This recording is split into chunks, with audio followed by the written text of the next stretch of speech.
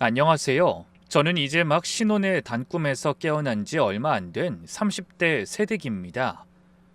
결혼이라는 게 두 사람만 잘 맞으면 되는 줄 알았는데 살아보니 남편 하나 바라보고 시작한 길 위에 참 많은 사람의 사연이 얽혀 있더라고요. 그저 남들처럼 평범하게 살고 싶은 마음이 전부였는데 결혼을 준비하던 시기부터 뭔가 석연치 않은 기운이 자꾸만 제 발목을 붙잡더군요. 결혼을 앞두면 대부분 불안함이 있기 마련이라며 흔한 사연으로 생각하실지 모르지만 제가 겪은 일은 그저 흔한 그런 이야기로 흘려보낼 경험이 아니었어요. 그럼 저를 예상치 못한 황당한 사건 속으로 밀어넣은 그날의 이야기를 지금 시작해 보겠습니다. 저는 연애 3년 만에 소개로 만난 남자와 결혼 날짜를 잡았어요. 좋은 사람과 새로운 미래를 꿈꾸는 건 더할 나위 없이 행복한 일이었지만 그 준비 과정은 결코 만만한 일이 아니더군요. 이런저런 준비를 하고 예식장을 예약하고 나니 신혼집 구하는 일이 급해졌어요. 그래서 남편과 함께 주말마다 발품을 팔고 다녔습니다. 서로 직장 생활을 하는 처지라 평일엔 시간을 내기 어려워 토요일 아침이면 눈을 뜨자마자 인터넷으로 부동산 정보를 뒤적이며 매물부터 확인하는 게 일과가 되었죠. 예산이 맞으면 위치가 마음에 안 들고 위치가 좋으면 또 가격이 훌쩍 넘어가고 그렇게 몇 주째 발품만 팔며 시간을 보내던 참이었습니다. 그래도 남편과 함께 손잡고 이 동네 저 동네를 돌아다니며 둘만의 보금자리를 상상해보는 시간은 힘든 줄도 모를 만큼 무척 즐거웠어요.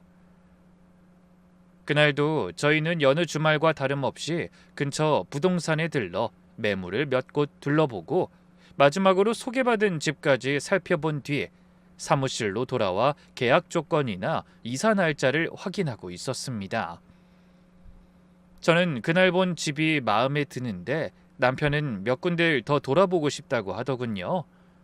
그래서 좀 더 생각해 보겠다고 말한 뒤 부동산을 나왔죠. 헌데 남편이 주차된 차를 가지러 간 사이 사무실 앞까지 인사하러 나온 중개인이 뜻밖의 말을 꺼내 저를 당황하게 했습니다. 저기 남편분 재혼하셨나 봐요? 저는 뜬금없는 상대의 말에 어이가 없어 눈을 동그랗게 뜨고 대답했어요. 네? 아니요, 초혼인데요? 그러자 중개인은 당황한 기색이 역력한 얼굴로 애써 어색하게 웃었습니다. 아유, 죄송해요. 제가 사람을 잘못 봤나 봐요. 전에 여기서 전세 계약하신 손님이랑 이 남편분이 너무 닮으셔서 그만 실수를 했네요. 네? 아, 그래서 아까 저희 남편을 그렇게 눈여겨보신 거군요. 근데 그렇게 닮았어요? 제 기억엔 그런 것 같은데 신경 쓰지 마세요. 괜한 소리를 했네요. 그러면서 겸연쩍은 듯 헛기침을 하더군요.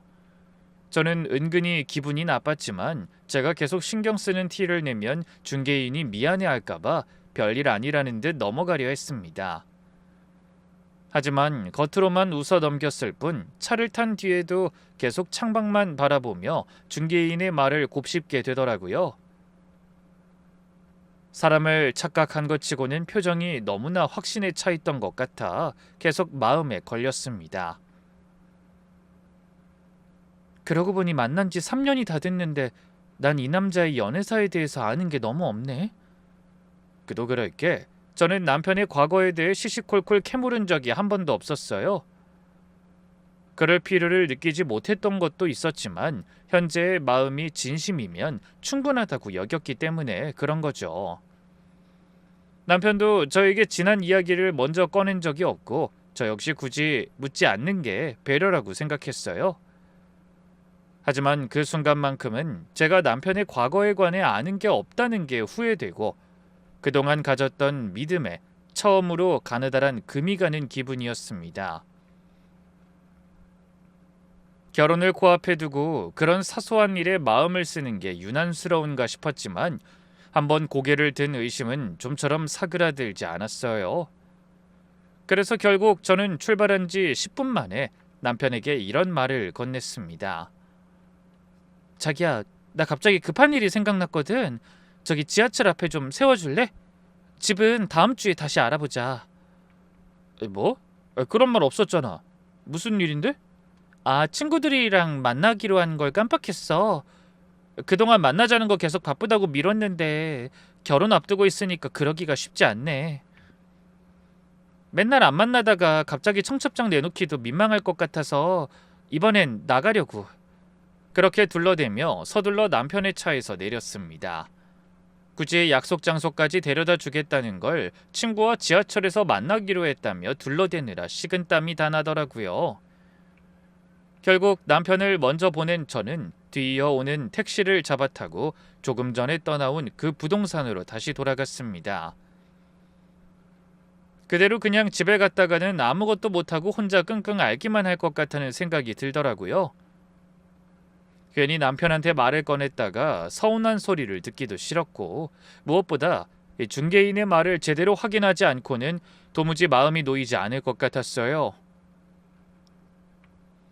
그래서 택시에서 내리자마자 서둘러 사무실 문을 열고 들어섰죠. 중개인은 제가 혼자 다시 찾아간 걸 보고 적잖이 놀라는 눈치였어요. 저는 애둘러 말할 여유도 없이 솔직하게 속마음을 털어놨습니다. 사장님, 이상하게 들리실 수도 있는데요. 제가 결혼을 앞두고 있어서 그런지 아까 하신 말씀이 자꾸만 마음에 걸려서요. 이게 제 인생이 걸린 문제라 그냥 넘어갈 수가 없더라고요. 제 남편이랑 닮았다는 그 손님 어떤 사람인지 좀 알려주시면 안 될까요? 제 말을 가만히 듣던 중개인은 난처한 얼굴로 한참을 망설였습니다. 고객의 정보는 함부로 알려드릴 수 없는 게 원칙이라서요. 죄송하지만 도움을 드리진 못할 것 같습니다. 제가 괜한 말을 꺼내서 신경 쓰이게 해드렸네요. 그러면서 곤란한 표정을 지었지만 저는 쉽게 물러서지 않았습니다. 부탁드립니다. 제발 도와주세요. 저도 이게 어려운 부탁이라는 거 잘 알아요. 하지만 이대로는 도저히 마음 편히 결혼 준비를 할 수가 없을 것 같아서 그래요. 아무한테도 말하지 않고 다른 건 아무것도 보지 않을게요. 그냥 이름이랑 나이만 알려주세요. 같은 사람인지 다른 사람인지 그것만 확인하고 싶어서 그래요. 그렇게 매달리자 제 눈빛이 절박해 보였는지 결국 중개인은 짧은 한숨을 내쉬며 자리에서 일어나 서류함을 뒤지기 시작했습니다. 몇 년 지난 계약이라 찾는데 시간이 좀 걸릴 거예요. 잠깐 앉아서 기다리세요. 중개인이 캐비닛을 하나하나 열어가며 빽빽하게 쌓인 서류철을 뒤적이는 동안 저는 소파에 앉아 손톱만 만지작거리며 초조하게 기다렸습니다. 중개인은 서류를 뒤지면서도 혼잣말처럼 이런 말을 덧붙였어요. 그때 그 손님 부인이랑 같이 오셨었는데 참 다정해서 기억에 남았거든요. 그래서 저도 오늘 남편분 뵙고 혹시나 하고 물어보게 된 거예요. 그렇게 사이 좋던 부인은 어쩌고 다른 분이랑 오셨나 해서요. 그만큼 닮긴 진짜 많이 닮았어요. 그 말을 들으니 마음이 더 복잡해져서 죄 없는 휴대폰만 꼭 쥐었습니다.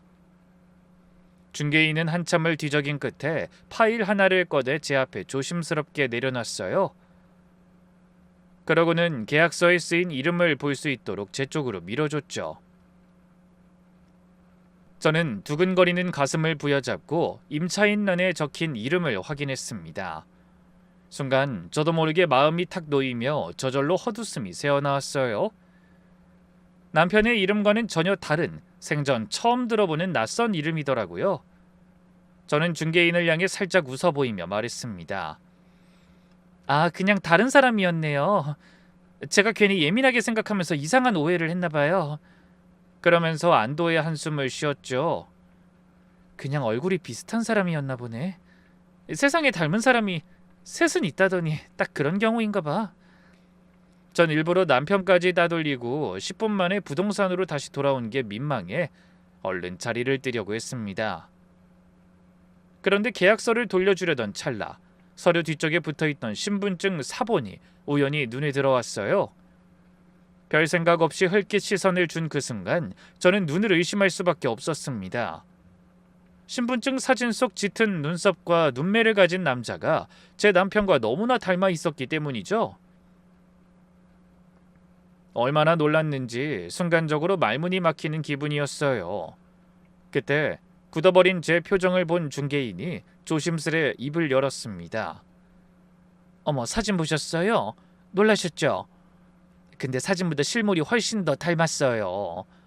솔직히 제가 눈썰미 있다는 말을 많이 듣는 편인데 그런 저도 헷갈릴 만큼 닮은 구석이 많다니까요. 그러게요. 그럴 만하시네요. 저는 반쯤 넋이 나간 상태로 대답했습니다. 그런데 그때 중개인이 뭔가 생각났다는 듯 손뼉을 치며 말했어요. 참, 마침 잘 됐네요. 이 집 전세 계약이 이제 딱 2년 됐다고 오늘 재계약하러 오신다고 했거든요. 아까 두 분 나가시자마자 집주인이 여기서 세입자랑 만나기로 했다고 연락이 왔어요.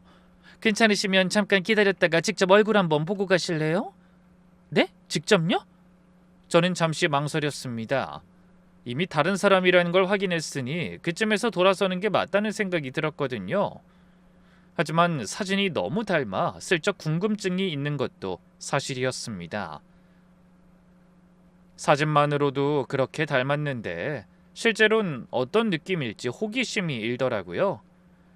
그래서 저는 중개인의 제안을 받아들이고 손님인 척 소파 한쪽에 앉아 매물 자료를 뒤적이며 초조하게 시간을 흘려보냈습니다.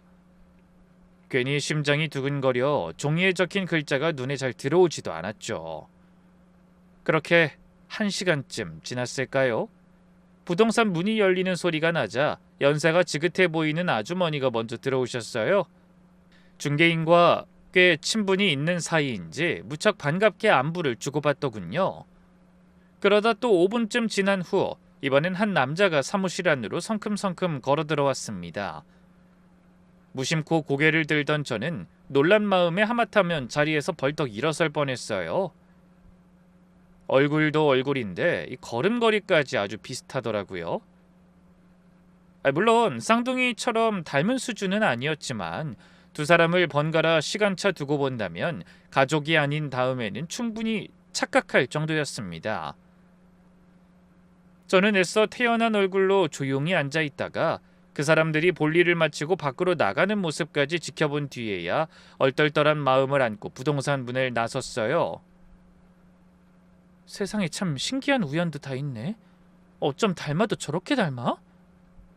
그날 밤 저는 잠자리에 누워 남편의 얼굴을 떠올려 봤습니다.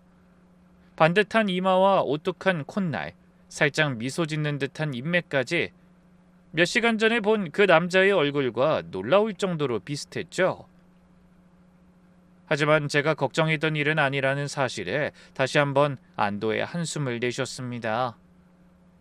그리고 다시 결혼 준비에 마음을 쏟기로 하고 정신없이 바쁜 나날을 보냈어요. 나머지 결혼 준비를 마치고 청첩장을 돌리고 혼수를 장만하는 사이 그 우연한 소동은 어느새 제 머릿속 한구석으로 밀려나 있었습니다. 그리고 얼마 후 저희는 예정대로 결혼식을 올리고 부부가 됐어요. 신혼집은 여러 곳을 더 둘러보다가 결국 처음 마음에 들어있던 그 동네 그 아파트로 정했습니다. 아무리 알아봐도 가격이나 위치 면에서 그만한 집이 없더라고요. 그런데 이사하는 날 뜻밖의 일이 일어났습니다. 짐을 들이고 한숨 돌린 뒤 남편과 함께 밥을 먹으러 나가는데 아래층에서 한 남자가 어린아이의 손을 잡고 엘리베이터를 타는 거예요. 무심코 고개를 돌린 저는 그 모습을 보고 숨이 턱 막히는 기분을 느껴야 했습니다. 아래층에 사는 남자가 다름 아닌 얼마 전 부동산에서 봤던 바로 그 남자였기 때문이죠. 저를 마주보고 서 있던 남편은 이웃 남자를 등지고 있어 얼굴을 보지 못한 것 같았어요. 저는 당황해서 남편의 옷소매를 붙잡으며 작은 목소리로 속삭였습니다. 자기야, 저기... 남편은 왜 그러나 싶은 얼굴로 저를 쳐다봤죠. 왜 그래? 무슨 일 있어? 아니야, 아무것도. 제가 말꼬리를 흐리자 남편은 싱겁다는 듯 픽 웃으며 고개를 숙여 휴대폰을 들여다봤습니다. 그러느라 같이 엘리베이터까지 탄 이웃 남자의 얼굴은 제대로 보지 못한 것 같았어요. 저는 고민하다 별말하지 않기로 마음먹었습니다. 남편은 그날 중개인이 했던 말도 그 말 때문에 제가 잠시나마 불안해했다는 사실도 모르고 있었으니까요. 어차피 남편과는 전혀 상관없는 사람이라는 걸 확인한 마당에 지난 일을 들추는 게 무슨 이익이 있나 싶더라고요. 혹시나 남편이 우연히 이웃 남자를 본다면 저도 그냥 신기한 우연이 있다고 하며 슬쩍 넘어갈 생각이었죠. 그래도 하필이면 저희가 계약한 신혼집이 남편과 닮은 그 사람과 같은 아파트였다는 사실은 참 공교롭다는 생각이 들었습니다. 그렇게 신혼생활이 시작됐어요. 맞벌이하며 부족한 살림살이를 하나둘 채워나가자니 하루가 어떻게 흘러가는지도 모르게 바쁜 나날이 계속됐죠. 그 와중에 저는 가끔 아래층 남자와 마주치면 가볍게 목례를 나누곤 했는데 그때마다 새삼 남편과 닮은 얼굴을 보며 신기하다고 생각하게 됐습니다. 하지만 정작 저희 남편은 이웃 사람들을 마주치지 못했는지 몇 주가 지나도록 별다른 말이 없더라고요. 하긴 남편은 그맘때 결혼하고 밤마다 저랑 야식을 먹어 살이 쪘다며 이런 말을 늘어놨어요. 야, 남들이 결혼하면 왜 살이 찌나 했더니 이렇게 밤마다 야식을 먹어서 그런가 봐. 근데 왜 당신은 안 찌고 나만 찌는 거야? 억울하게. 나도 찌지. 근데 난 지하철 타고 다니니까 강제로 많이 걷게 되잖아. 그럼 나도 이제부터 계단이라도 걸어 다녀야겠다. 따로 운동할 시간 내기 힘들 때는 그게 최고라고 하던데. 그래서 남편은 지하 주차장에서부터 매일 12층을 걸어서 오갔습니다. 그러느라 이웃 사람들과 엘리베이터에서 마주치지 못한 게 아닌가 싶더라고요. 아니면 늘 손에서 놓지 않는 휴대폰으로 게임을 하느라 고개를 숙이고 다녀서 그런 것 같기도 했고요. 어쨌든 이웃 남자가 신기하면서도 신경 쓰이는 건 저 혼자뿐이었죠. 그러다 한 번은 온 가족이 외출하는지 그 남자와 부인이 얘기 나누는 걸 듣게 됐는데 목소리마저 남편과 어딘가 닮았다는 생각이 들더라고요. 생김새가 닮으면 목소리도 닮는 건가? 하긴 구강 구조가 닮으면 그럴 수도 있다고 말을 들은 것도 같은데. 암튼 보면 볼수록 닮았단 말이야. 그렇게 시간이 흐르며 저도 그 일에 대해 어느 정도 적응이 되어가던 어느 주말, 시어머니가 반찬을 잔뜩 싸들고 저희 집에 놀러 오셨어요. 맞벌이하는 아들 부부밥은 굶지 않는지 걱정이 되신 모양이었죠. 남편은 낮잠을 자고 저는 어머니가 반찬을 들고 오신다는 말씀에 혹시나 무거운 짐을 들고 오실까 싶어 주차장으로 마중을 나갔습니다. 그리고 어머니와 웃으며 인사를 나눈 뒤 짐을 받아들고 엘리베이터에 탔죠. 헌데 주차장에서 탄 엘리베이터가 얼마 못 가 1층에서 멈춰서더니 마침 아래층 남자가 아이와 함께 열린 문으로 들어섰습니다. 그때 정면을 바라보던 시어머니의 눈동자가 심하게 흔들리더니 얼굴색까지 변하시는 걸 전 똑똑히 확인했어요. 어머니도 저 남자 얼굴 보고 깜짝 놀라셨나 봐. 하긴 안 그럴 수가 없지. 어머니도 당연히 제가 남자를 처음 봤을 때처럼 적잖이 놀라셨다는 걸 알 수 있었죠. 하지만 조용한 엘리베이터 안에서는 티를 낼 수 없어 그냥 가만히 기다리다가 남자가 내린 뒤 서둘러 어머니를 향해 입을 열었네요. 어머니, 아래층 남자 보고 놀라신 거죠? 사실 저도 처음에 저 사람 보고 깜짝 놀랐어요. 그이랑 정말 닮지 않았어요? 그러게 말이다. 저 사람이 너희 아래층에 사는 거니? 애도 있는 것 같던데? 네, 그 지난번에 저 사람 부인이랑도 인사했어요. 두 사람 다 저희랑 나이는 비슷해 보이는데 결혼을 일찍 한 것 같더라고요. 근데 얼핏 들으니까 저 사람이랑 그이 목소리도 비슷해요. 저는 너무 신기한데 정작 그이는 아직 한 번도 못 봤는지 별 말이 없더라고요. 말하다 보니 조금은 흥분이 됐는지 저도 모르게 목소리가 높아졌어요. 하지만 시어머니는 애써 담담한 척하며 이렇게 말씀하셨습니다. 그래, 조금 닮은 것 같긴 한데 저 정도 닮은 거야 흔한 경우지. 그 말씀에 저는 의아한 생각이 들었죠. 분명 어머니의 표정에는 당황한 기색이 역력했는데 말씀은 정반대로 하시는 것 같았거든요. 그리고 집에 돌아와서 남편한테도 그날 마주친 아래층 남자에 관해서는 한마디도 하지 않으셨어요. 저처럼 일부러 말을 안 할 이유도 없는데 왜 그러시는 건지 모르겠더라고요. 솔직히 어머니가 가볍게 지나가는 말로 남편한테 그 남자 얘기를 꺼내시면 저도 슬쩍 웃으며 자연스럽게 말을 섞어보려고 했는데 어머니가 입을 꾹 다무시니 제가 먼저 떠벌리기도 못하더라고요. 헌데 정말 이상한 일은 그 다음부터 시작됐습니다. 그날 이후로 시어머니가 하루가 멀다 하고 저희 집에 찾아오시기 시작한 거예요. 전에는 집에 올 때 조심스럽게 먼저 연락하시거나 양해를 구하시던 분이 갑자기 이틀에 한 번꼴로 들이닥치시니 저도 적잖이 당황스러웠습니다. 반찬과 청소를 핑계로 제가 아직 퇴근하지 않은 시간에도 비밀번호를 물어 집안에 들어와 계셨죠. 처음에는 그냥 맞벌이하는 아들네가 걱정되어 그러시는 줄로만 알았는데 이상하게도 대화 끝에는 항상 아래층 남자 이야기가 따라붙었어요. 너 혹시 그 아랫집 남자 몇 살이나 됐는지 아니? 애는 몇이고 부인도 일하는 것 같니? 처음엔 그냥 이웃에 관심이 많으신가 보다 했는데 매번 같은 질문을 반복하시는 걸 보니 저도 슬슬 이상한 낌새가 느껴지기 시작했습니다. 밥을 먹다가도 텔레비전을 보다가도 불쑥 아래층 이야기를 꺼내시는 시어머니의 모습이 이상해도 너무 이상했죠.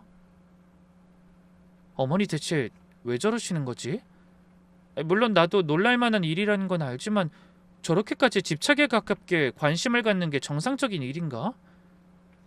그러던 어느 날 퇴근하고 돌아오니 온 집안에 고소한 기름 냄새가 진동했어요.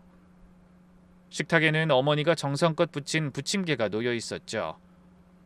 쪽파와 해물이 잔뜩 들어간 부침개를 보니 단박에 허기가 올라왔어요. 어머니, 이걸 언제 다 부치셨어요? 부침개 보니까 갑자기 막걸리 생각나요. 그 이한테 한 병 사오라고 할까요? 하지만 어머니는 제가 묻는 말에 대답하시는 대신 뜬금없는 말씀을 꺼내셨어요. 예, 이거 아랫집에 좀 갖다 주고 오자. 이사 온 지도 꽤 됐는데 인사도 제대로 못했다며. 네?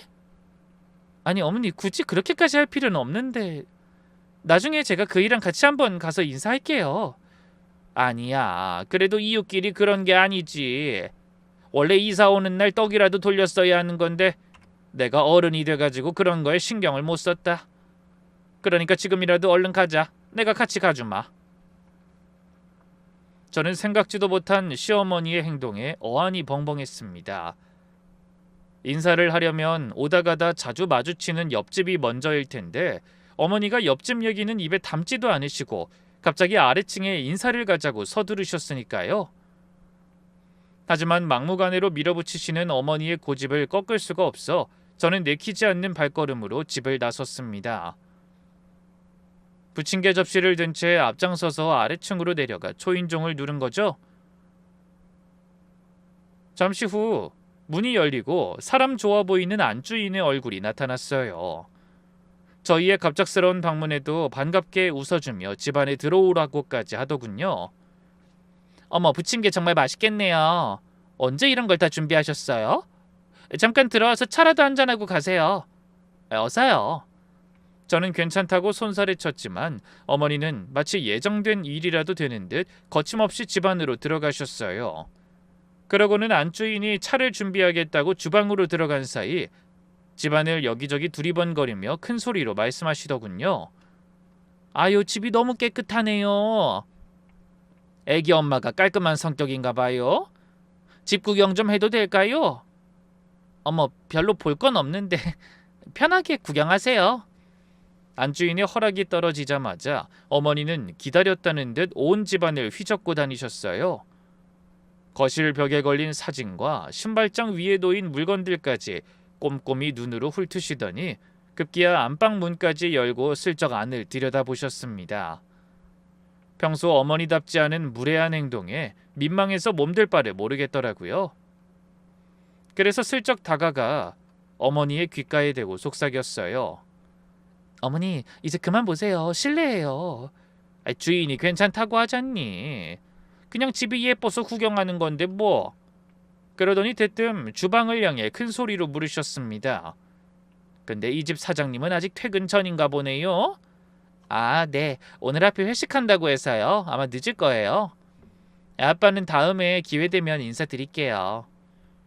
안주인은 대수롭지 않다는 듯 웃으며 차를 내왔고 저희가 떠드는 사이에 잠에서 깼는지 2~3살 정도로 보이는 아이가 방에서 아장아장 걸어 나왔습니다. 시어머니는 그 아이에게서 눈을 떼지 못하고 한참을 바라보셨어요. 아이가 낯을 가리는 기색도 없이 시어머니 곁으로 다가오자 어머니가 살짝 떨리는 손으로 아이의 머리를 쓰다듬으며 나지막히 혼잣말처럼 중얼거리셨죠. 아유, 눈매가 어쩜 이렇게... 네? 뭐라고 하셨어요, 어머니? 아니, 아무것도 아니다. 애가 참 순하고 예쁘게 생겼다고. 그러자 안주인이 웃으며 대답했어요. 애가 남편 어릴 때랑 아주 판박이에요. 어머니가 손자를 보셨으면 정말 좋아하셨을 텐데. 그 말에 시어머니가 눈을 빛내며 물으셨죠. 왜요? 시어머니가 돌아가셨어요? 네. 저희가 결혼하고 다음에 췌장암으로 돌아가셨어요. 혼자 힘들게 미용실하며 저희 남편 키우셨는데 손주도 못 보고 돌아가셔서 남편이 참 많이 울었어요. 헌데 그 말을 듣던 시어머니의 낯빛이 갑자기 심각하게 어두워지는 게 보였습니다. 그리고 그때부터 어머니가 본격적으로 이혼 남자에 대해 캐묻기 시작하셨어요. 미용실이요? 아유, 고생이 많으셨겠네요. 근데 아이 아빠는 고향이 어딘가요? 저희 남편이요? 원래 어릴 때는 대구에서 살았다고 하더라고요. 지금도 흥분하면 대구 사투리가 살짝 나오긴 하는데 서울 와서 많이 고쳤다는 것 같아요. 그 말을 듣는 순간 시어머니의 얼굴이 조금 전보다 훨씬 더 딱딱하게 굳어지는 게 느껴졌습니다. 저는 영문을 몰라 불편한 마음으로 계속 안주인의 눈치만 살폈죠. 그때 어머니가 또 예상치 못한 말씀을 꺼내셨어요. 저기, 혹시 실례가 안 된다면 결혼식 사진을 좀 볼 수 있을까요? 네? 저희 결혼식 사진이요? 안주인은 의아한 표정을 지으면서도 순순히 자리에서 일어나 사진첩을 꺼내와서 한 장 한 장 넘기며 설명했어요. 저희는 결혼식을 조촐하게 했어요. 시아버님이 일찍 돌아가셔서 남편의 친가에서는 윗사람이 없다고 했고 어머니도 외동이시라 일가 친척이 많지 않았거든요. 차분한 목소리로 설명하는 여자의 말에 귀를 기울이며 저는 조용히 사진첩을 들여다봤습니다. 신랑 신부가 활짝 웃고 있는 사진들 사이로 하객들과 함께 찍은 단체 사진도 몇 장 끼워져 있더군요. 안주인은 손가락으로 사진 한 귀퉁이를 짚으며 설명을 이어갔어요. 여기 이분이 저희 시어머님이세요.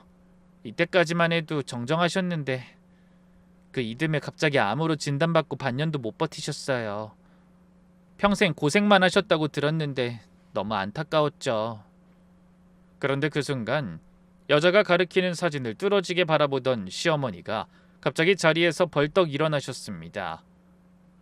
언뜻 보기에 눈시울이 붉게 물들고 있는 것 같아 저는 눈을 크게 뜨고 시어머니를 바라보며 물었어요.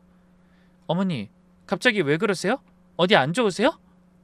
아니, 내가 갑자기 급한 일이 생각나서 먼저 가봐야겠다. 네? 무슨 일인데? 별거 아니다. 나중에 얘기하자.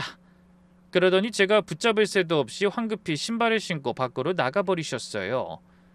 헌데 돌아서서 문을 여는 시어머니의 손끝이 가늘게 떨리는 게 제 눈에 똑똑히 보였습니다. 얼떨결에 어머니를 따라 일어선 저를 향해 안주인은 영문을 모르겠다는 얼굴로 말했죠. 어르신이 어디가 편찮으신 건 아닌지 모르겠네요. 안색이 안 좋으신데. 아니에요. 정말 급한 일이 생각나셨나 봐요. 죄송합니다. 갑자기 찾아와서 결례만 했네요. 괜찮습니다. 부침개 잘 먹을게요. 조심해서 올라가세요. 안주인은 당황한 게 뻔한 얼굴인데도 저희를 배려하려 웃으며 배웅하더군요. 저는 넋이 반쯤 나간 상태로 그런 여자에게 인사하고 서둘러 시어머니의 뒤를 따라 계단을 올라왔습니다. 어찌나 걸음이 빠르시던지 이미 저만치 앞서 걸어가던 시어머니가 입으로 뭐라고 중얼거리시는 게 보이더군요. 아니 어머니 도대체 왜 저러시는 거지? 꼭 뭐에 홀리신 것처럼 오늘 정말 이상하시네.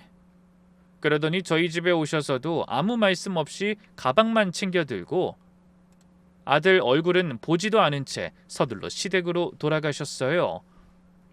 제가 모셔다 드린다고 해도 싫다고 하셔서 차는 놔두고 가시라고 하고 대신 택시를 잡아드렸죠. 얼마나 우왕좌왕 정신없어 하시는지 절대로 운전하시면 안 될 상태로 보였거든요. 그날 있었던 일이 전 두고두고 도무지 이해가 되지 않았습니다. 그런데 며칠 후 저녁 뜻밖의 전화가 한 통 걸려왔어요. 남편이 퇴근해서 씻고 나오자마자 휴대폰이 요란하게 울리더군요. 얼른 달려가 전화를 받은 남편이 반가운 목소리로 말하는 게 들렸습니다. 야, 누나가 이 시간에 무슨 일이야? 그런데 몇 마디 대화를 나누자 웃음 짓던 남편의 얼굴이 순식간에 심각하게 변하는 게 보였어요. 뭔가 심상치 않은 일이 생긴 것 같아 저는 하던 일을 멈추고 남편 옆으로 바짝 다가갔습니다. 그때 전화기 너머로 다급한 형님의 목소리가 새어나왔어요. 큰일 났어. 엄마 아빠 이혼하신대. 이혼이라니? 자세히 좀 말해봐. 갑자기 그게 무슨 소리야? 남편의 목소리가 절로 높아졌습니다. 저 역시 귀를 의심할 수밖에 없었죠. 제가 평소 보아온 시부모님은 늘 다정하고 사이좋은 노부부의 모습 그 자체였거든요. 특히 은행 지점장으로 퇴직하신 아버님은 평소 말수가 적고 점잖으셔서 남편도 나중에 그렇게 늙어가면 좋겠다고 생각할 정도로 멋진 분이셨습니다. 매사에 어머니를 진심으로 존중하고 따뜻하게 대해주시는 게 느껴져 항상 보기 좋다고 생각해왔죠. 그런데 그런 두 분이 갑자기 이혼이라니?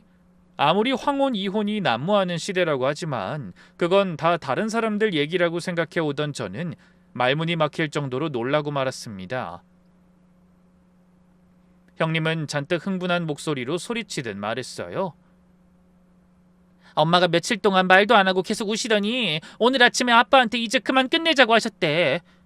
아빠는 아무 말도 못하고 계시는 눈치야. 아무래도 우리가 가봐야 할 것 같아. 나 지금 집으로 가니까 너도 얼른 출발해. 알았어. 금방 갈게. 전화를 끊은 남편은 서둘러 다시 외출복을 챙겨 입었습니다. 그런 남편을 바라보며 저는 멍하니 지난 날을 떠올려 봤어요. 결혼식 날 두 분이 손을 꼭 맞잡고 나란히 하객들에게 인사하던 모습, 눈물 흘리는 어머니에게 아버님이 다정하게 손수건을 건네시던 모습이 생각나 저 역시 마음이 착잡했습니다.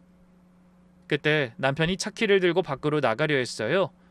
저는 얼른 겉옷을 챙겨들고 남편을 따라 나섰죠. 나도 같이 가. 어떤 상황인지 나도 봐야지. 제 말을 들은 남편은 잠깐 갈등하는 눈치를 보이더니 이내 말없이 고개를 끄덕였습니다. 그리고 시댁으로 향하는 차 안에서도 남편은 핸들만 꽉 움켜쥔 채 계속 아무 말도 하지 못했어요. 저 역시 마음이 무거워 어떤 말도 입에 올리기가 쉽지 않았죠. 하지만 그때 이상하게도 며칠 전 아래층 남자 집에 부침개를 가져다 주던 그날의 일이 머릿속에서 떠나지 않았습니다. 그날 어머니의 이상한 행동이 두 분의 이혼과 관련이 있는 게 아닐까 하는 생각이 제 마음을 자꾸 복잡하게 만들더라고요. 잠시 후 시댁에 도착하니 시어머니는 안방에 틀어박혀 나오지 않으셨고 아버님은 거실 소파에 앉아 넋이 나간 듯 창밖만 바라보고 계셨어요. 평소라면 저희가 오는 소리에 반갑게 문을 열어주셨을 텐데 그날은 인사 한마디조차 없었습니다.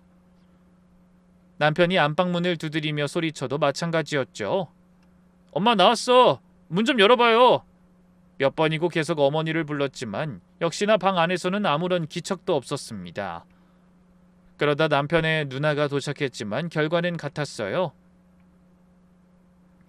어머니는 딸도 아들도 소용없다는 듯 방문을 굳게 걸어 잠근 채 대화를 거부하셨습니다. 그날 저희는 결국 어머니의 얼굴 한번 제대로 보지 못한 채 무거운 마음으로 발길을 돌려야 했어요. 집으로 돌아오는 차 안에서 남편은 운전대를 잡은 채 쉼없이 한숨만 내쉬었습니다. 저는 옆에서 그런 남편의 모습을 바라보면서도 선뜻 위로의 말 한마디 건네지 못했죠. 그 상황이 어떤 말로도 쉽게 위로할 수 있는 상황이 아니라는 걸 너무나 잘 알고 있었거든요. 그 후 며칠 동안 시댁에서는 별다른 연락이 없었습니다. 형님에게 슬쩍 시부모님의 상황을 물어봐도 짧은 대답만 돌아왔어요. 엄만 계속 방에만 계시고 아빠도 아무 말씀이 없으셔. 저러다 정말 이혼하실 것 같아서 불안해 죽겠어 옳게. 남편은 퇴근해서도 말이 없었고 좀처럼 잠도 이루지 못했습니다. 밥상 앞에 앉아서도 젓가락질만 몇 번 하다 말고 텔레비전 앞에서도 멍하니 허공을 바라보기 일쑤였죠. 저 역시 회사에서도 일이 손에 안 잡히고 밤마다 뒤척이며 자꾸만 아래층에 찾아갔던 날만 떠올렸어요. 그날 본 시어머니의 눈빛이 너무 낯설고 이상했다는 게 계속 마음에 걸리더라고요. 그렇게 며칠이 더 흐른 어느 날, 남편은 누나를 통해 시부모님의 상황을 전해 듣고 저에게 힘겹게 입을 열었습니다. 여보, 아무래도 두 분은 이혼하시게 될 것 같아. 아까 누나랑 통화했는데 엄마가 도저히 마음을 돌릴 것 같지가 않은가 봐. 도대체 왜 그러시는 건데? 아버님이랑 무슨 일이 있으셨던 거야? 하지만 남편은 선뜻 말을 이어가지 못하고 계속 무거운 한숨만 내셨습니다. 저는 답답한 마음에 그런 남편을 채근하게 됐죠. 무슨 일 있는 거 맞지? 얘기 좀 해봐 제발. 놀라지 말고 들어. 사실은 아빠가 젊었을 때 여자 관계가 좀 복잡했어. 나도 다 커서야 알게 된 건데 젊을 때 한 동네에서 자란 엄마 친구분이랑도 뭔가 있었다는 얘기까지 들었어. 근데 엄마가 자식 생각해서 여태 꼭 참고 아빠 체면 구겨지지 않게 조용히 사셨던 거야. 그 말을 듣는 순간 저도 모르게 허공에 대고 외마디 비명을 질렀습니다. 뭐라고? 그게 정말이야? 그렇게 점잖으신 아버님이? 겉으로 보기에는 존경받는 지점장님이셨지. 근데 실상은 달랐어. 아빠가 그럴 때마다 엄마가 조용히 나서서 해결하고 밤마다 눈물 흘리면서도 티내지 않고 우리 뒷바라지 다 하신 거야. 저는 늘 존경의 눈빛으로 바라보던 시아버님한테 그런 과거가 있었다는 게 도무지 상상이 되지 않았습니다. 은행 지점장 시절에도 성실하기로 소문나 우수직원 표창도 많이 받으셨고 퇴직 후에도 흐트러진 모습 없이 매일 아침 신문을 읽으시고 운동도 많이 하셨어요. 사람 겉만 봐선 모른다더니 저는 놀라는 수준을 넘어 황당하기까지 했어요. 그래도 그건 다 과거 아니야? 그때는 다 참고 넘어가셨던 어머님이 왜 이제 와서 갑자기 이혼하신다는 건데? 설마 아버님 지금도 어머니 몰래 만나는 여자가 있으신 거야? 아니야, 그건 아닌 것 같은데 엄마가 도저히 용납할 수 없는 이유가 있는 건 맞아. 도저히 용납할 수 없는 이유라니. 바람 피운 것도 다 덮고 30년 넘게 같이 사신 분이 대체 무슨 일로 그러시는 건데? 그게 아빠가 젊었을 때 대구로 1년 정도 발령 나신 적이 있었나 봐. 그때 누나도 어릴 때고 난 엄마 뱃속에 있었다고 하더라. 엄마는 임신한 몸으로 지방 발령 난 아빠를 대신해서 서울에 남아서 누나 키우고 할머니 할아버지 모시면서 시집살이까지 했었어. 근데 그때 아빠가 또 그 버릇을 못 고치고 거기서도 어떤 여자랑 만난다는 것 같은 낌새를 느끼셨다는 거야. 아빠가 살던 동네에서 미용실 하던 여자였다는데 그런데 그냥 바람 피운 것 같은 낌새만으로 이제 와서 이혼하신다는 거야? 그게 아니라 아빠가 대구를 떠나고 얼마 안 됐을 때 그 남편도 없던 그 여자가 아들을 하나 낳았다는 소문이 났던 모양이야. 뭐라고? 아들?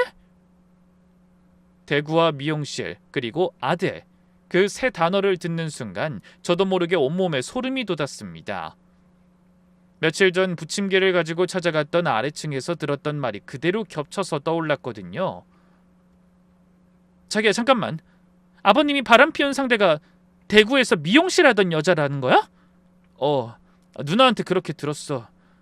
엄마랑 아빠 문제로 고민하던 누나가 큰이모한테 전화를 드린 모양이야. 누나가 울면서 물으니까 큰이모가 어쩔 수 없이 엄마한테 들은 얘기를 다 해주신 것 같더라. 그제야 저는 며칠 전 어머니가 보이셨던 이상한 행동이 이해됐습니다.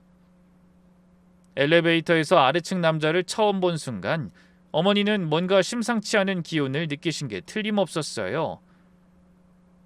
저는 잠시 고민하다 더는 숨길 수 없겠다는 생각이 들어 얼른 며칠 전 아래층에서 있었던 일을 남편에게 낱낱이 털어놨습니다.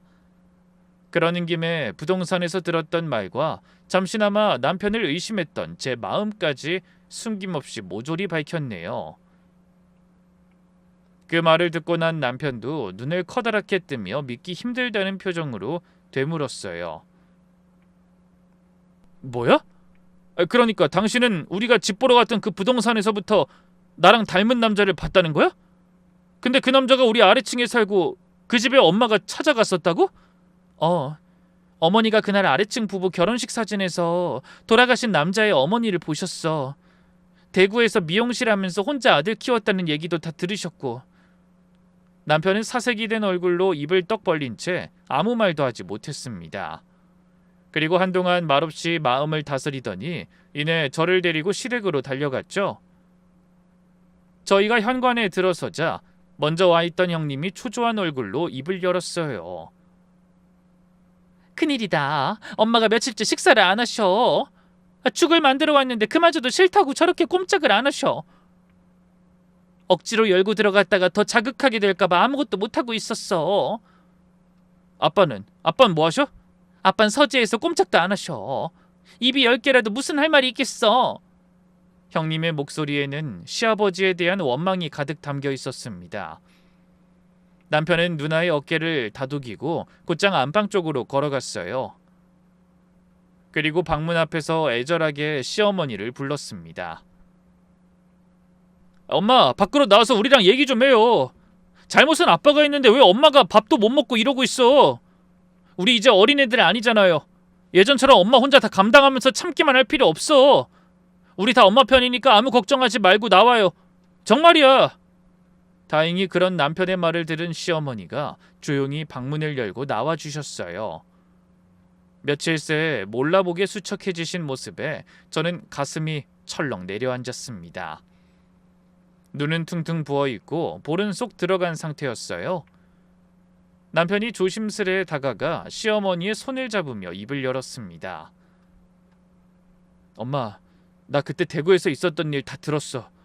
혹시 며칠 전에 우리 신혼집 아래층에 다녀오신 거 그게 대구 일이랑 관련이 있는 거야? 그 말을 듣는 순간 시어머니의 눈시울이 다시 붉어졌습니다. 그리고 한참을 망설이시던 어머니는 떨리는 목소리로 겨우 입을 떼셨어요. 그때 네 아버지가 대구 발령 났을 때 난 정말 불안했어. 속으론 임신 중에 혼자 시집살이하는 마누라 두고 설마 또 그러겠냐 생각하면서도 이상하게 마음이 놓이질 않더라고. 그때 할아버지가 병원 문제 때문에 어쩔 수 없이 서울에 남았지만 주말마다 대구를 오가면서도 뭔가 자꾸 걸리는 게 있었지. 그러다 우연히 동네 슈퍼에서 너희 아버지가 미용실하는 여자랑 심상치 않다는 소문을 들은 거야. 네 아버지한테 직접 물었더니 당연히 절대 아니라고 하더라. 엄마는 그 말을 믿은 거야? 솔직히 쉽게 믿기진 않았지만 그러고 얼마 안 있다가 너희 아버지가 마침 1년 만에 다시 서울로 발령이 나서 같이 살게 됐고 나도 그냥 내가 괜한 걱정을 했나 보다 하고 넘어갔었지. 그런데요? 그 여자가 애를 낳았다는 거야. 그때 대구에서 너희 아버지 살 집을 알아봐 준 게 내 사촌 오빠였거든. 그 오빠가 그러더라. 내가 너를 낳고 몇 달 후에 그 여자도 아들을 낳았다고. 그래도 너희 아버지는 자기는 아니라고 펄쩍 뛰었어. 그냥 아니라고 한 게 아니라 나를 미친 사람 취급했지. 미친 사람이요? 그래. 의부증도 병이라고 어찌나 정색하던지. 그런데 며칠 전에 그 집에서 애아빠 고향이 대구라는 말이랑 시어머니가 미용실 하면서 혼자 애를 키웠다는 말을 듣는데 눈앞이 캄캄해지더라. 너는 못 봤을지 모르지만 그 집 남자 너랑 쌍둥이라고 해도 믿을 만큼 닮았어. 거기다 그 집 아이 얼굴이 어쩜 그렇게 너 어릴 때랑 판박인지. 시어머니의 말에 남편이 마른 침을 꿀꺽 삼키며 되물었어요. 그게 정말이에요? 엄마가 보기에도 진짜 나랑 그렇게 닮았어요? 그래. 오죽하면 내가 처음 보는 사람한테 결혼 사진까지 보자고 했겠니? 사진 속에 있던 그 시어머니라는 사람, 틀림없이 내가 30년 전에 의심했던 바로 그 여자였다. 세월이 아무리 흘렀어도 내가 그 여자 얼굴을 절대 잊을 수가 없지. 어머니의 목소리가 점점 잦아들더니 심하게 떨려왔습니다. 자초지종을 다 듣고 나서야 저는 시어머니가 지난 세월 얼마나 많은 밤을 홀로 눈물을 삼키며 사셨을지 알 것 같았어요. 하지만 그게 얼마나 큰 고통이었을지는 감히 헤아릴 수조차 없었죠.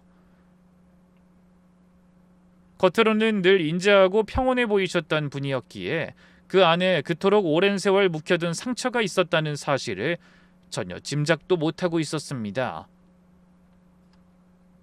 그 뒤로 몇 분간 거실엔 무거운 침묵이 흘렀어요.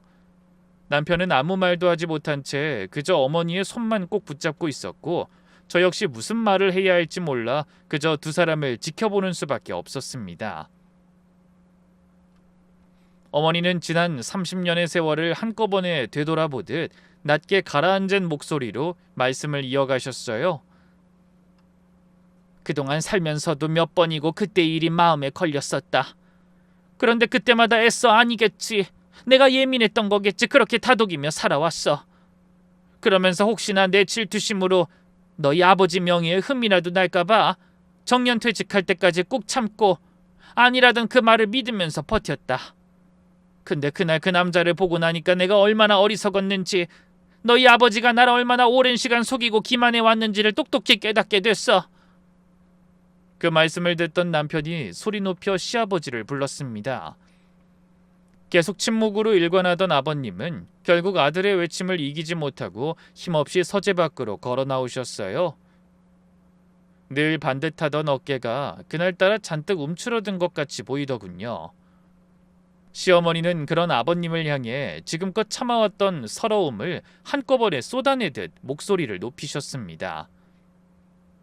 당신 30년 전엔 나한테 아니라고 그렇게 잡아떼더니 그게 다 거짓말이었던 거지?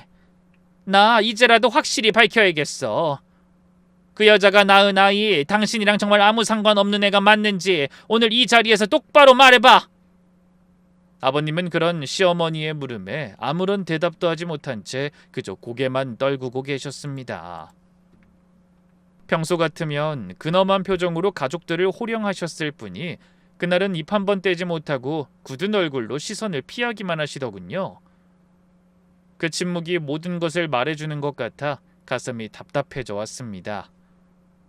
남편도 그런 아버지의 모습을 보며 굳어있던 표정이 서서히 무너지는 게 보였어요. 아빠, 엄마가 묻는 말에 대답해봐요. 뭐라고 말씀 좀 해보시라고요. 남편이 답답한 마음에 목소리를 높였지만 아버님은 여전히 아무 말씀도 하지 않으셨습니다. 그 모습을 지켜보던 형님이 결국 참지 못하고 눈물을 터뜨리더군요. 아빠 진짜 너무하시네. 엄마가 이렇게까지 묻는데 대체 왜 아무 말씀을 못 하시는 거예요? 계속 버틴다고 뭐가 해결될 것 같아요? 좋아요. 아빠가 계속 그러고 계시면 우리는 친자 확인이라도 해서 진실을 밝힐 거예요. 만약 엄마가 30년 동안 속고 사신 거면 우리도 가만히 있지 않을 거라고요. 그러더니 어깨를 들썩이며 오열했습니다. 거실 안이 순식간에 무거운 침묵과 흐느낌으로 가득 찼죠. 저는 그 자리에 함께 있는 것조차 부담스러워 안절부절 못했습니다. 맘 같아서는 슬쩍 그 자리를 피하고 싶은데 남편이 부모님 곁을 떠나지 못하니 저만 자리를 벗어날 수도 없더라고요. 그렇게 한참을 침묵 속에 있던 저희는 결국 아버님에게 아무런 답도 듣지 못한 채 시댁을 나서야 했습니다. 그날 저는 결혼이라는 게 얼마나 조심스럽고 무거운 약속인지 다시 한번 뼈저리게 느끼게 됐어요. 아버님은 사회적으로 존경받고 성공한 직장인이었을지 모르지만 가족들에게는 상처만 남긴 빵점 남편, 빵점 아버지였던 겁니다. 그 후로 며칠 동안 저희는 살얼음판을 걷는 기분으로 하루하루를 보냈습니다. 남편은 퇴근하고 돌아와도 좀처럼 입을 열지 않았고 밥도 먹는 둥 마는 둥 한숨만 쉬었어요. 그런데 며칠 후 아버님이 직접 연락하셔서 온 가족을 시댁으로 부르셨습니다. 집안에 들어가 보니 형님이 이미 와 있었고 시어머니는 여전히 야윈 얼굴로 소파 한쪽에 앉아 계셨어요. 아버님은 그런 어머니 앞에 무릎을 꿇고 앉아 떨리는 목소리로 입을 여셨습니다. 친자 확인까지 하겠다는 말을 듣고 나니 더는 숨길 수가 없을 것 같다는 생각이 들어서 전부 털어놓기로 했어. 거실 안의 모든 시선이 아버님께 쏠렸어요. 저 역시 숨죽인 채 그 다음 말을 기다렸습니다. 그 사람이랑 그때 그런 사이였던 건 사실이야. 하지만 난 정말 그 여자가 애를 낳을 줄은 몰랐어. 애가 생겼다고 했을 때 난 분명히 지우라고 했고 그쪽도 그러겠다고 해서 내가 수술비와 위로금까지 쥐어줬다고. 그래서 서울로 올라온 뒤로 정말 단 한 번도 연락한 적이 없었어. 나도 그 아이가 태어난 줄은 나중에 알았지. 그런데 그땐 이미 그 여자한테 남아있는 감정도 없었고 그 여자도 애 때문에 굳이 날 찾지 않았어. 그래서 난 나대로 가정을 지키려고. 하지만 그 말을 들은 시어머니는 아버님을 향해 도끼 눈을 뜨며 언성을 높이셨어요. 가정을 지켜? 웃기지 마! 당신이 지키려고 한 건 가정이 아니라 사회적 지위랑 체면이겠지. 그렇게 뻔뻔한 짓을 저질러 놓고 간도 크게 세상에 둘도 없는 신사인 것처럼 거드름을 피우면서 살았다니. 하늘이 무섭지도 않아? 그 여자가 원했다면 나도 애를 책임지려고 했을 거야. 하지만 원하지도 않는데 멀쩡한 내 가정을 깨면서까지 그럴 필요는 없었다고. 멀쩡하긴 우리 사이는 이미 오래전에 박살났었어. 당신은 사람들의 시선 때문에, 나는 애들 때문에 깨진 쪽박인 줄 알면서도 미련하게 붙잡고 살았던 거지. 하지만 난 이제 더 이상 그렇게 살 수 없어. 이혼하고 남은 인생이라도 나 하고 싶은 거 하면서 마음 편히 살 거야. 시어머니의 서슬퍼런 외침에 아버님은 쩔쩔매며 말씀하셨어요. 여보, 이제 와서 이혼해봐야 서로 좋을 게 뭐가 있어. 다 큰 자식들 앞에서 더 이상 못 볼 꼴 보이지 말고 우리 좋게 좋게 마무리합시다. 당신 하고 싶은 게 도대체 뭐야? 내가 그거 다 하게 해줄게. 뭐 유럽 여행이라도 갈까? 하지만 어머니는 팔짱을 낀 채 콧방귀를 끼며 대답하셨습니다. 아니, 내가 남은 인생에서 하고 싶은 건 단 하나야. 당신 그 뻔뻔한 면상 안 보고 사는 거. 그 낯짝 더 보고 살다가는 우라통이 터져서 제명에 못 죽을 것 같거든. 내가 이제라도 도장 찍어줄 테니 당신 좋아하는 여자들 많이 만나면서 살아봐. 하지만 아버님은 계속 어떻게든 시어머니를 붙잡기 위해 애쓰셨어요. 그래도 어머니의 마음엔 변함이 없었고 아버님도 결국 그 기세를 꺾지 못하고 그대로 이혼하실 수밖에 없었죠. 그렇게 30년이 훌쩍 넘는 세월 동안 이어져 온 두 분의 결혼 생활은 허무하게 막을 내리고 말았습니다. 이혼 절차를 마치고 아버님은 어머님께 재산 분할과 위자료를 건네주신 후 조그마한 원룸으로 홀로 이사하셨어요. 은행 지점장으로 존경받으며 살아오신 분이 노년의 작은 방에서 혼자 지내신다는 사실이 저는 못내 마음에 걸렸습니다. 하지만 친자식인 남편과 형님의 태도는 달랐어요. 그날 이후 아버님께 크게 실망했다며 아예 발길을 뚝 끊어버렸거든요. 명절이 다가와도 안부 전화 한 통 드리지 않았고 생신에도 모른 척했죠. 늘 존경하며 따르던 아버지를 하루아침에 낯선 사람처럼 대한다는 게 옆에서 지켜보는 저에게도 참 서글픈 일로 느껴졌습니다. 그래서 남편은 발걸음을 완전히 끊었지만 저는 아버님이 홀로 끼니를 챙기실 게 마음에 걸려 몰래 가끔 밑반찬을 싸들고 찾아뵙곤 했죠. 그러다 한 번은 그 사실을 남편에게 들키고 말았어요. 당신 아빠한테 다녀온 거야? 내가 그러지 말라고 했잖아. 앞으로는 절대 가지 마. 난 아빠가 벌을 받아야 한다고 생각해. 젊은 시절에 가족보다 여자한테 빠져서 살아온 대가는 치르셔야지. 단호한 그 말에 저는 토를 달지 못했습니다. 그런데 정작 남편은 자신이 불륜의 씨앗인 줄도 모르고 평생을 살아온 그 아래층 남자만큼은 차마 모질게 대하지 못했어요. 아버지에게 그토록 매몰차게 등을 돌렸으면서 아무 죄 없는 그 남자는 원망하지 않는 것 같더군요. 그래서 자신의 신분을 감춘 채 이웃으로 다가갔죠. 아래층 남자도 신기하리만치 자기와 닮은 남편을 보며 묘한 정을 느끼는 것 같았어요. 그렇게 두 사람은 친구처럼 가끔 만나 술잔을 기울이는 사이가 됐습니다. 물론 이 모든 사실은 시어머니에겐 절대 비밀이었어요. 하지만 그런 관계는 오래 가지 못했습니다. 어느 날 갑자기 아래층 남자네가 소리 소문 없이 이사를 가버렸거든요. 그 뒤로 남편에게 딱 한 번 문자 메시지가 왔었다고 하더군요. 남편과 제가 모르는 사이에 시어머니와 형님이 가족들 몰래 그 남자에게 찾아가 조용히 떠나달라고 요구한 것 같았어요. 하긴 어머니는 아들네 신혼집에 오갈 때마다 남편이 바람 피워 낳은 자식이 있는 집을 지나쳐야 하는데 그게 얼마나 억장이 무너지는 일이었겠어요. 남편은 제대로 된 인사 한마디 없이 떠난 그 남자가 자기 출생의 비밀을 알고 얼마나 상처를 받았을지 마음 아파했습니다. 부모를 골라서 태어날 수 있는 것도 아니고 그 남자랑 가족들은 아무 잘못도 없는데. 그러면서 도망치듯 사라진 그 남자와 가족을 생각하며 먼 곳에서나마 부디 건강하고 행복하길 빌어줬죠. 그 모습을 지켜보며 저는 누구의 편도 들 수 없는 현실이 너무나 안타까웠어요. 시어머니는 두말할 것도 없는 피해자고 남편과 형님 역시 그랬죠. 비록 부정한 관계에서 태어난 몸이지만 남편의 이복 동생 역시 잘못은 없었습니다. 이 모든 비극은 젊은 시절 잘못된 욕망을 다스리지 못하고 뻔뻔하게 살아온 시아버지의 죄로 인해 일어난 일이었어요.